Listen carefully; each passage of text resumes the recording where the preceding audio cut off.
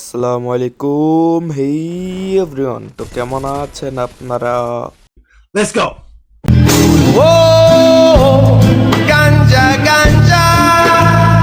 তো আজকে আমরা কথা বলবো টিকটক পার্ক নিয়ে। ওহ সরি, আমার ভুল হয়েছে, টিকটক পার্ক না, এলিয়েন পার্ক। হ্যাঁ, আজকে আমরা কথা বলবো এলিয়েন পার্ক নিয়ে। এই পার্কে আপনি বিভিন্ন প্রজাতির ভিন্ন গ্রহের প্রাণী দেখতে পারবেন, অদ্ভুত অদ্ভুত প্রাণী যাদের না লেজ আছে না শিং আছে। তারা হুবহু মানুষের মতোই দেখতে, কিন্তু তারা ভিন্ন গ্রহের প্রাণী, অবশ্যই এলিয়েন।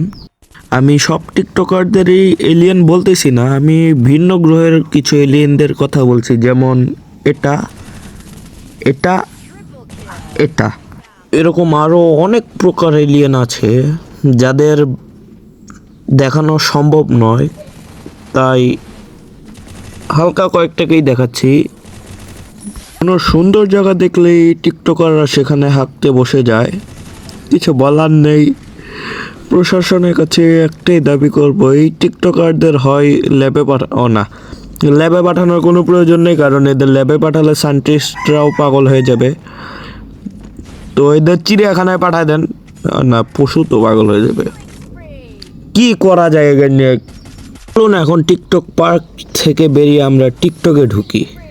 কে আপনারা চিনেন? এ হচ্ছে গোপালগঞ্জের লেওরা মাফিয়া ওরফে গে ভাই। এদের আপনারা চিনেন? এরা হচ্ছে লেওটা নাচো পার্টির হিজরা ভাই। এই লেওটা এলিয়ানটাকে তো আপনারা সবাই চিনেন। এ হচ্ছে ডান্ডাওয়ালা সান্ডা হওয়া সত্ত্বেও ডান্ডাওয়ালা সান্ডি হয়ে টিকটক থেকে ইউটিউবে পর্যন্ত চলে এসেছে এই হিজরা। আমি সব টিকটকারদের এলিয়েন বলি নাই, আর সব টিকটকাররা এলিয়েন না।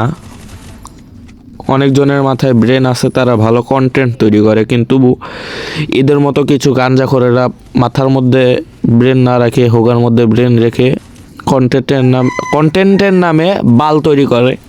তো আর কিছু বলার নাই, আজকের ভিডিও এই পর্যন্তই। সবাই ভালো থাকবেন, সুস্থ থাকবেন, বাই বাই, আল্লাহ হাফেজ, আসসালামু আলাইকুম।